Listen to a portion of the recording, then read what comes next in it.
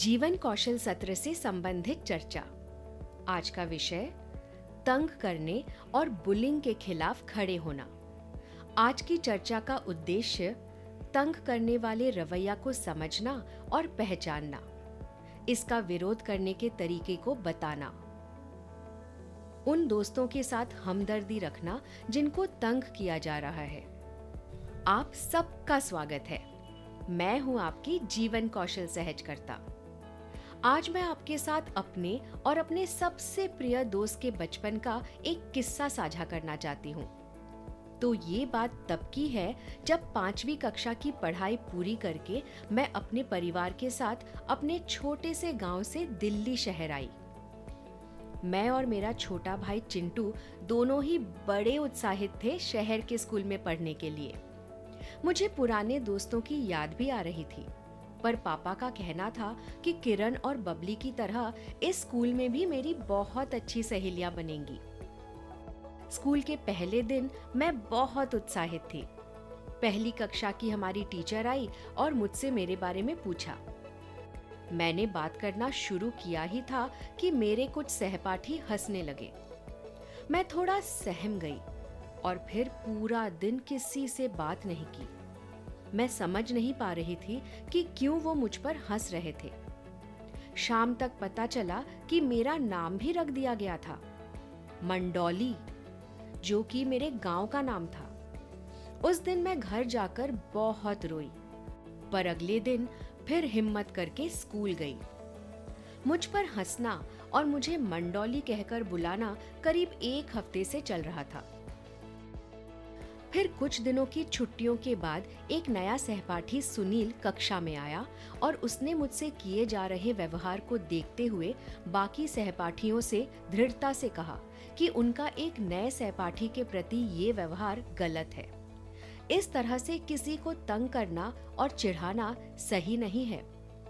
सुनील की मेरे प्रति इस हमदर्दी ने मुझे भी साहस दिया और मुझे दृढ़ता और हिम्मत सिखाई।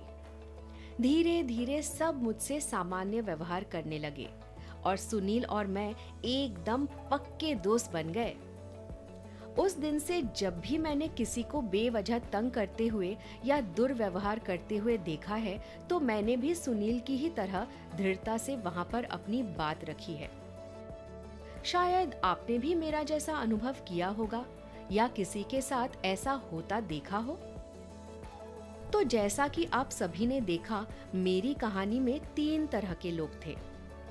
मुझे बेवजह चिढ़ाने वाले, वो जिन्होंने न तो चिढ़ाया न ही चिढ़ाने वालों को कुछ बोले, और सुनील, जिसने मेरा पक्ष लेकर समानुभूति के साथ चिढ़ाने वालों को दृढ़ता से मना किया। आप कौन सी भूमिका चुनना चाहेंगे? जैसे कि अभी आप लोगों ने सोचा होगा कि आप किस तरह से किसी भी भूमिका में आ सकते हो, उसी तरह हमें ये भी समझना होगा कि हमें तंग करने वाला व्यक्ति कोई भी हो सकता है। तंग करने वाले दूसरे लोगों को उनके बारे में बुरा महसूस करा के परिस्थितियों पर काबू करना पसंद करते हैं। तंग करने वाले लोग दूसरों को कमजोर, बेवकूफ, बदसूरत या बुरा महसूस करा के खुद मजबूत महसूस करना चाहते हैं। एक मदद करने वाला व्यक्ति बनना कई बार मुश्किल हो सकता है, क्योंकि आपको इसके लिए साहस चाहिए होता है। हमदर्दी रखना और मदद करना अच्छी बात है। यदि आपको तंग करने वाले को टोकना अच्छा नहीं लगता है, तो आप हमेशा भरोसेमंद बड़े लोग की मदद ले सकती हैं। आप जिसे तंग किया गया है, उसे दिलासा दे सकती हैं। जाते जाते मैं आपको एक कार्य देकर जा रही हूँ।